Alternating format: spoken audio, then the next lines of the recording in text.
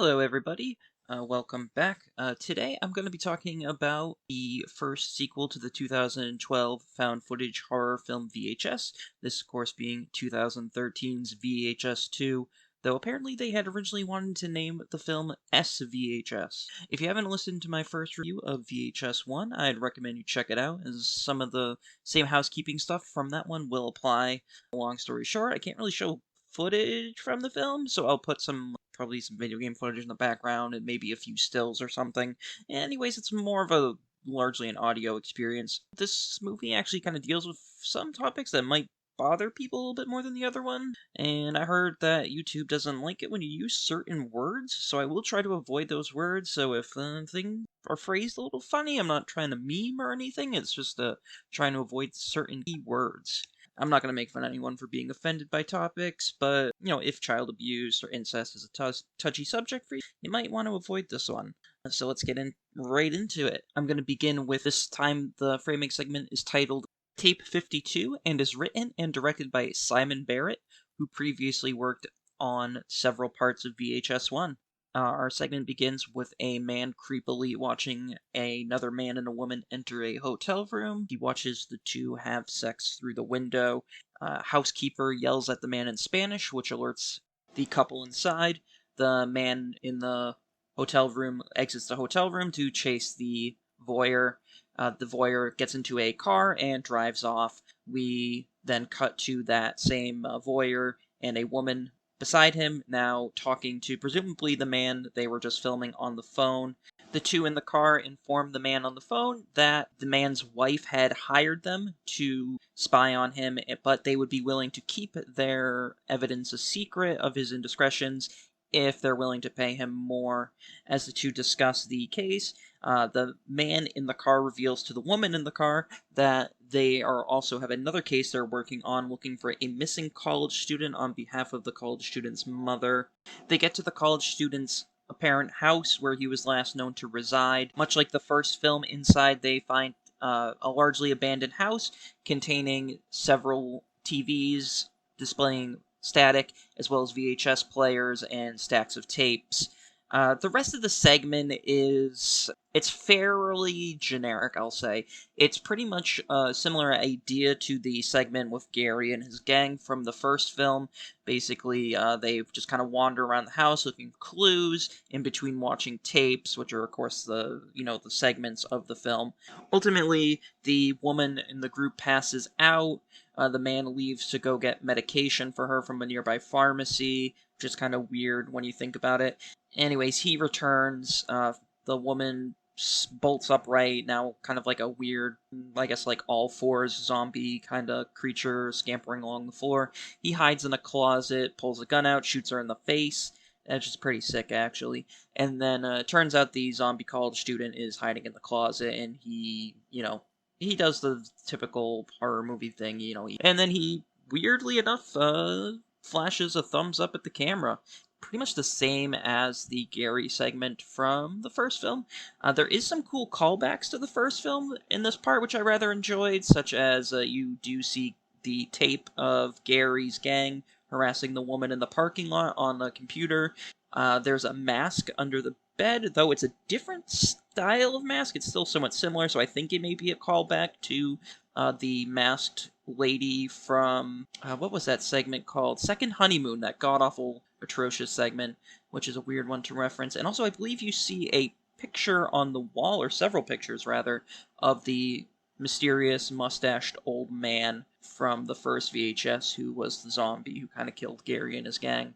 Overall, as I mentioned in my first review, that these wraparound framing narrative segments are largely forgettable. They're there to kind of, I guess, provide a little extra, though it's debatable whether they actually need to be there. I mean, it's a kind of damned if you do, damned if you don't. You don't want the wraparound segment to overshadow the main story segments, but at the same time, you don't want it to be boring and forgettable like these kind of are. I know VHS 3 changes it up a little bit, and I'll have to see that when I do my review of 3, because I can't remember how the segment goes exactly, but I do remember it as a different formula, which is a nice change of pace. And I feel like I've wasted too much time talking about this, so why don't we talk about the actual segments of the horror film, which we've come here to watch, or in this case, listen to me talk about. I don't know why you would do that, but thank you for listening. So here we go.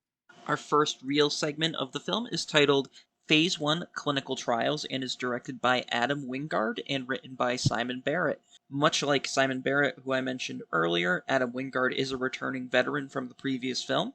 The found footage gimmick of this segment is that a young man who was in a car accident has had lost an eye, has now had his eye replaced with an experimental artificial robotic eye. The conceit is that as part of the clinical trials, he has to allow them to record everything he sees. At first, our protagonist is not exactly thrilled with this arrangement, as you might imagine. It's a massive invasion of privacy. However, it's a small price to pay to having your full vision back. Now, as he's leaving the hospital, a young woman nearly bumps into him and gawks at him. The man goes home and tries to return to life as normal. However, that same very first night, some spooky stuff starts happening. Things are moving around on their own. You know, he's hearing sounds, things are getting thrown around. He can't figure it out. Well, before you know it, a spooky ghost man comes out and gives him a big ol' spook. Here's my big issue with this segment. The spooky ghost man, and you're not gonna believe this, the spooky ghost man is a man with spooky white Halloween makeup. Yeah, it looks really bad. It's just, the ghosts just look like, people went down to Spirit Halloween, bought some white face paint. It's pretty rough. It's hard to be scared when the ghosts just look like, you had a Halloween party and you didn't know what to do, so you just slap some pancake makeup on. Well, where do we go from there, really? That's the question. So the young lady from before, she shows up, and turns out she's been hearing ghosts since she was born deaf in the same company that replaced our protagonist's eyeball, has also given her experimental ear implants, which allow her to hear the dead. Our protagonist can now see the dead, and she informs them that the more you interact with the dead, the more they can interact with you. It all escalates really quickly. I mean, I understand that these are short segments designed to be part of a horror film, but this whole segment feels extremely rushed. It feels pretty sloppy, honestly. There's a really gratuitous sex scene, which, out of context, is kind of funny, but in context of the story, it's just weird and kind of unsettling. There's implied incest going on in the history. I don't know. I don't like it. So, things kind of go downhill pretty quickly. The ghosts almost immediately just drown the young woman in our protagonist's pool. He escapes, he runs to a bathroom, hides in there for a little bit, which is a reoccurring theme in these films, is hiding in bathrooms. He grabs a straight razor and cuts his eyeball out, though this doesn't seem to stop the ghosts whatsoever. In fact, it seems to actually encourage them to assault him and shove the eyeball down his throat. As I mentioned, it's a pretty dumb segment with a really silly ending, unintentionally silly. Now, I've been pretty harsh on this segment, but honestly, it's not terrible. It's definitely not the worst in this film, which we're gonna get to. Even compared to 1, this is still better, I would say, than most of the segments in 1. Really, the big standout segment in part 1 was the first segment, Amateur Hour. The middle 3 segments of part 1 were pretty bad. This is still better than those middle 3 segments of part 1, I would say. Now, moving on, we're going to talk about the second best segment of the film, one of my all-time favorites from the series. This is the segment A Ride in the Park, directed by Edward Sanchez and Greg Hale, and written by Jamie Nash. Eduardo Sanchez is most famous for co-directing the 1999 found footage masterpiece, The Blair Witch Project. Greg Hale was also a co-producer on The Blair Witch Project. Jamie Nash is someone I'm completely unfamiliar with, though he does seem to be sort of in that same category as Greg Hale and Eduardo Sanchez, having worked on other projects with the two. Our protagonist in this segment is a man by the name of Mike Sullivan. He is a cyclist who is apparently skipping out on his girlfriend so he can go ride his bike in the woods. It's a little weird, but, to each his own. The found footage aspect of this one comes into play in the form of Mike's GoPro, which he has attached to his helmet. Shortly after getting off the phone with his girlfriend, he puts on some very 2013 dubstep and heads out on the bike trail. He only's out there for maybe 30 seconds before a woman comes screaming onto the trail. She's screaming that her boyfriend's been injured and needs help. Mike gets off his bike to help the lady, though we don't really see the boyfriend anywhere.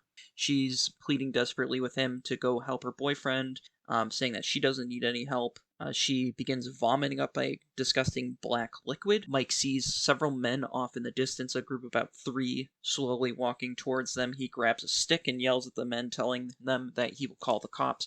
However, the men do not seem intimidated at all. In fact, they seem to be snarling at him.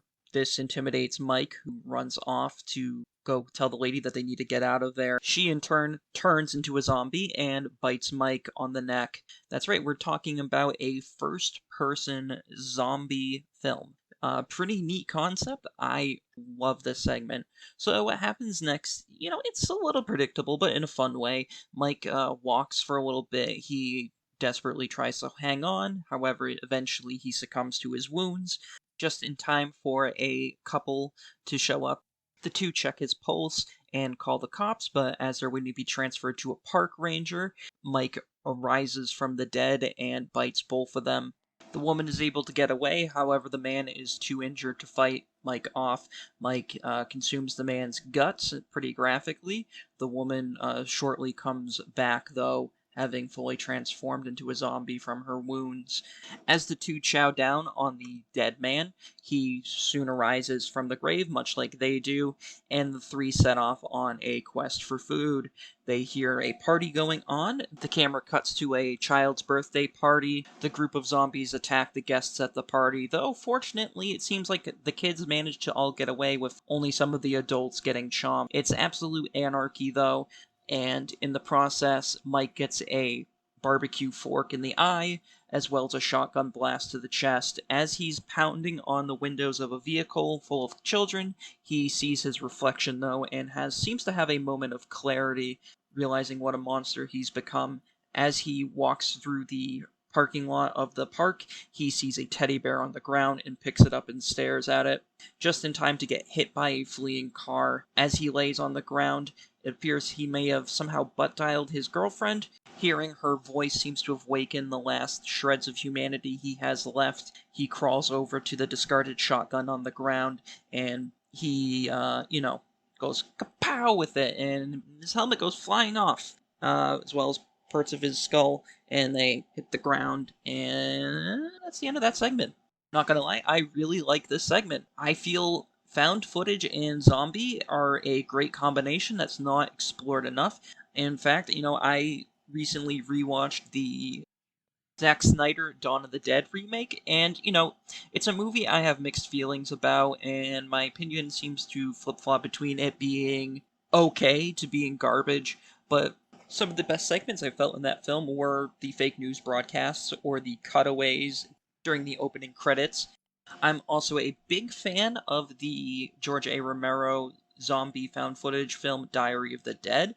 That may be a controversial take, apparently. I found that film to be really enjoyable. I haven't watched it in several years. I do remember people rather disliking it, though I'm of the opinion it's a better film than Land of the Dead or Survival of the Dead by leaps and miles. I don't know, something about found footage and zombies works so well together. It's like chocolate and peanut butter. Now, with that absolute banger out of the way, let's move on to an even better segment and probably one of the, if not the best segment in the entire VHS canon. And before I actually get into that segment, I know I already did a spoiler warning at the beginning of the video, but once again, this segment is so good, I think you really should enjoy it for yourself. I really recommend you go out and watch VHS 2. By the way, that's even a bit of a spoiler for my overall review. This is a great movie, so I really recommend you go and just watch VHS 2 for yourself. Now, if you're fine with having it spoiled for you, or you've already seen it, I will now be talking about Safe Haven, written and directed by Timo Doe and Gareth Evans. On these two, I couldn't really find too much about their work that I'm familiar with, which is a shame, though I might, possibly change that in the future, considering how well this segment turned out. Our segment begins in Indonesia. A film crew is making a documentary about a reclusive cult.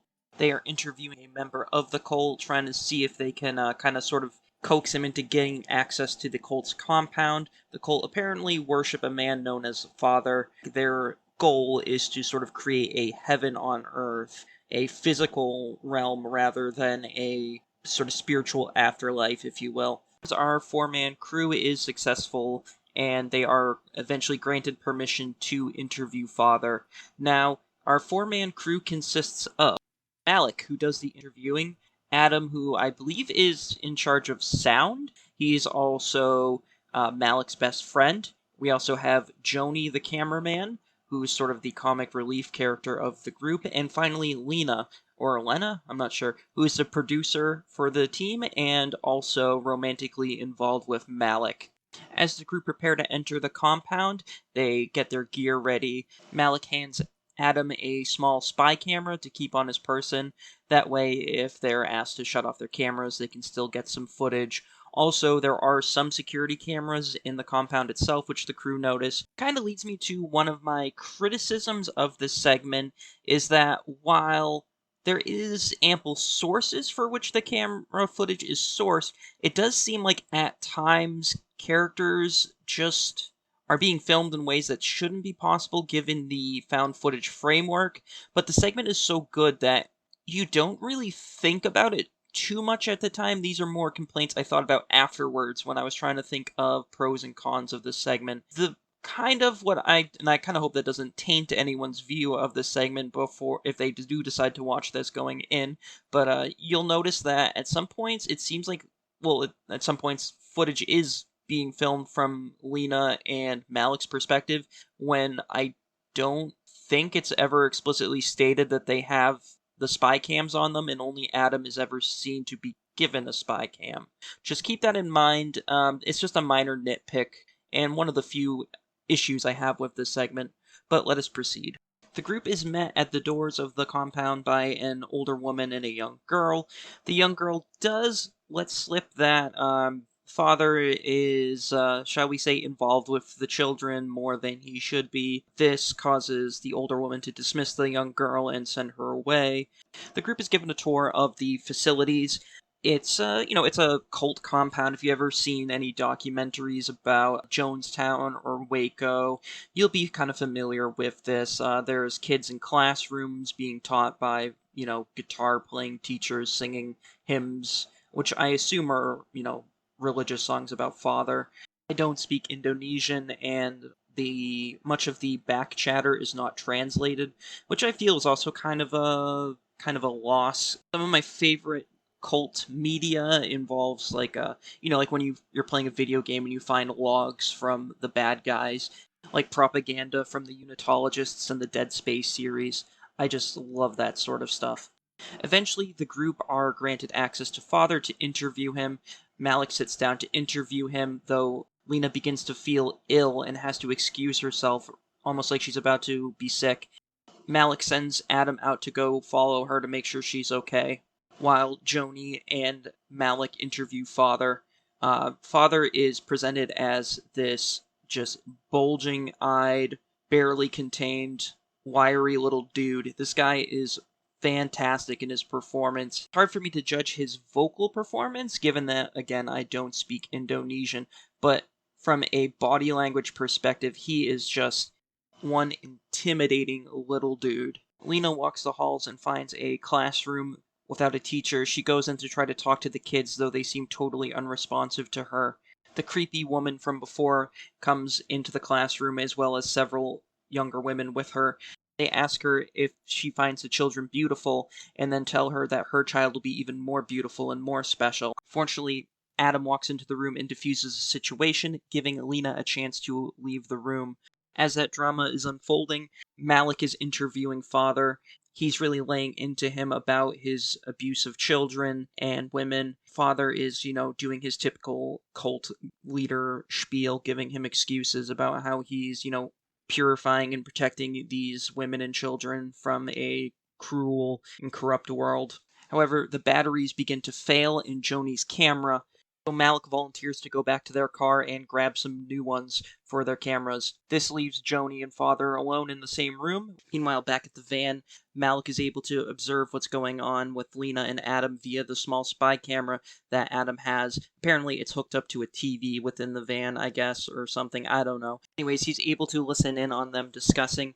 Here's the big shocker. It turns out that Lena is pregnant, and it seems that Malik and Lena have not been intimate in quite a while, and in fact, the father of the child is almost certainly Adam. Lena seems like she wants to come clean and tell Malik the truth, let him know what's really been going on this whole time. Meanwhile, Adam suggests that she keep quiet about it and that they can go and have the situation taken care of, shall we say. An option which is not okay with Lena. An alarm goes off across the compound, and Father begins to give a speech on the intercom telling his congregants that the time is now. It is now that shit really hits the fan. Kool-Aid is distributed to small children in the classroom. Lena begs the kids to stop, the teachers to stop what they're doing. Father becomes irate and rips his shirt off and pounces on Joni, brutally killing him with a box cutter. Malik rushes to enter back into the building. He finds in the lobby a bunch of men armed with guns. The men do that thing with the guns that I can't say on YouTube to themselves. However, he's not out of the woods yet as a man with a shotgun, seeking to slay the intruding heretic. He manages to overpower the man and force him to capitulate himself with his own gun. But he is then rushed by several more men who quickly overpower him and capture him. Adam hears several gunshots and goes to investigate. He stumbles upon a member of the cult armed with a shotgun. The bound Malik, on his knees face against a wall, and several dead bodies lined up next to him of other male cult members. The man with the shotgun tells Adam to stand back and wait his turn, as Adam begs with the man to let Malik go, and Malik begs with Adam to leave him be and go search for Lena. Great moment because you as an audience member want to go and rescue Malik, but it's just too much of a gap. There's no way that Adam could realistically rush the guard without being turned to confetti. Adam's desperate pleas are ignored, and in a brutal moment, a cult member turns his gun on Malik and blows his brains out, before quickly doing something similar to himself. We then hear Lena scream, and Adam rushes off to save her. Lena is being carried by a gaggle of teenage girls wearing medical gowns and surgical masks, who skip and sing merrily as Father leads them on a disgusting hallway. Adam is not far behind them. As he catches up on the group, he grabs a metal pipe. I'm telling you, my guy, he should have grabbed a shotgun from one of those dead bodies, or maybe their pistols or something. Anything better than just like a random piece of metal tubing. Lena is carried away by the crowd into this like gross, blood-covered, disgusting surgery room, which was in a scene earlier, which I didn't discuss. And I'm not gonna do like every little single thing that happens, okay? Approaches the door to the room, and just as he's about to enter, the door explodes in a big explosion. It's kind of weird. And like a crazy zombie girl thing scampers on the ceiling. It's nutso. Adam's reeling on the ground from the shock of the explosion, and as the dust starts to clear, Father appears. Father approaches, he tells Adam that he's not going to need that anymore, I'm assuming in reference to the metal pipe, before bursting like some kind of overfilled blood balloon. Adam enters the surgery room and finds Lena, heavily pregnant, writhing on the table, screaming for help. She's being held down by these absolutely nightmarish-looking zombie girls, which look fantastic and completely blow the ghost people from the first segment out of the water. The makeup here is just fantastic. These zombie girls are really freaky looking. Adam quickly finds that their flesh is weak and can easily just sort of pull their arms apart. It's really gross and great. Her belly now covered in ritualistic cuts and bleeding immensely.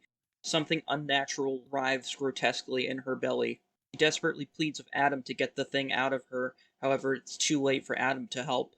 Something sharp pierces upwards through her belly, a horn of some sort. It cuts her open, killing the poor woman. Adam flees from the room before he can see the worst of it. A demonic entity begins to rise from the gaping wound of Lena's belly, pulls itself upwards almost as if it was using her ruined stomach as a portal from another dimension. Talk a second about the demon itself. This thing is a literal, unapologetic, good old-fashioned goat man. We're talking Baphomet, not sure how you say it, I'm not French. We're talking full-on goat legs, human torso, goat head nightmare. They don't make them like they used to. This is not a modernized, like, X-Men movie version of Baphomet. This is a, like, one-to-one translation of something you'd see on, like, a 1990s. It is just so refreshing to see the classics. You know what I mean? We don't get enough of that. We don't get enough Dracula as a guy in a cape. It's fantastic. Now, moving on, without much to really keep him here, Adam decides it's time to hit the old dusty trails. As he attempts to flee, he soon realizes that all the dead bodies of those who have unalived themselves have now re-alived themselves as the Walking Dead. Fortunately, much like the zombie girls he encountered in the basement surgery room, these zombies don't pose too much of a physical threat, though their numbers are quite concerning, and it appears that not only is the Goat Man chasing him, that poor Joni and even dear Malik have been reanimated as the living dead and are after him. He makes it to the car and is able to escape the compound. However, he's not out of the woods yet, as it appears the Goat Man is still pursuing him. Goat Man runs the car off the road. Adam wakes up the vehicle having been flipped over. He tries to crawl his way through the wreckage of the car, but the Goat Man is right above him. The creature calls out to him, "Papa?" And whatever shreds of sanity he may have had left flee Adam, and he begins to crack up hysterically. As the camera cuts out. The end. Wow, I mean, this is a fantastic segment. I love this part. I can't even really, it's hard to describe how great this is. I wish this got its own movie. Or video game, for that matter. It's got a pretty good, almost Silent Hillish vibe to the whole thing. Oh man, it's so... I don't want to just keep saying that it's good over and over again, but damn is it good. And if we had ended right here, I would say that this movie was, 9 out of 10. Maybe 9.5 if you're allowing decimal points, which I think are stupid. But we must now address final segment of the film, and let me just say that they chose to end on the worst note possible. They really saved the worst for last. Our fourth and final segment is titled Slumber Party Alien Abduction and is directed by Jason Eisner and written by John Davis and Jason Eisner. As for Jason Eisner's other film work, I've seen two of his other films. One is 2011's Hobo with a Shotgun, which I remember as being a sort of enjoyable film that was largely forgettable. It was kind of one of those, hey, here's a wacky title and premise, and that was like a Snakes on the Plane kind of situation where it's a decent enough film or whatever, but it doesn't stick with you. It's kind of a gimmick.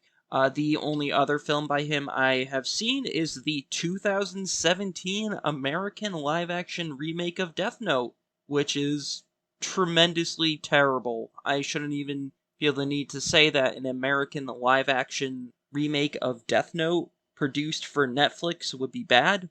Of course it is.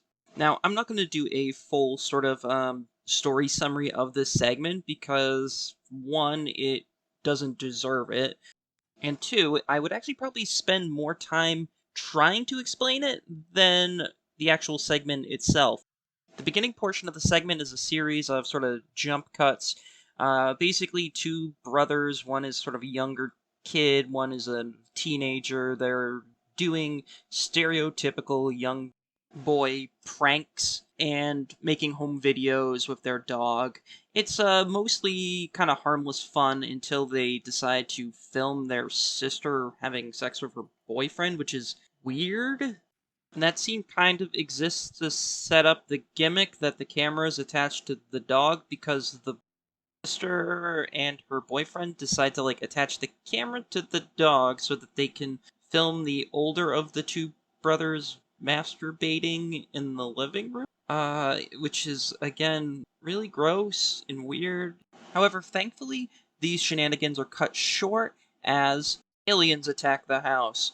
Dun dun dun. Now, as I mentioned in my first review for VHS 1, sort of my first experience with the found footage film genre was in the McPherson tape, which is a wonderful little relic that really takes its time to build up the horror of the alien invasion. And now I understand that being a short segment in an anthology film leaves this story with less room to sort of flesh out its horror. I feel like maybe we could have got a little bit more rising tension if it wasn't spent on weird family incest stuff. What we instead get is a bunch of dubstep aliens who kind of bass boost at the camera and wave their arms and go. "Bah."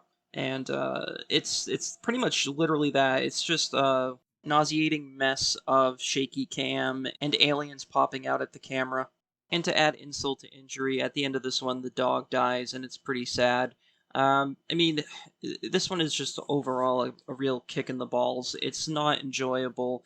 The only saving grace, if you even want to call it, of this one is that it doesn't try to throw any curveballs at you. It's pretty upfront about what it is.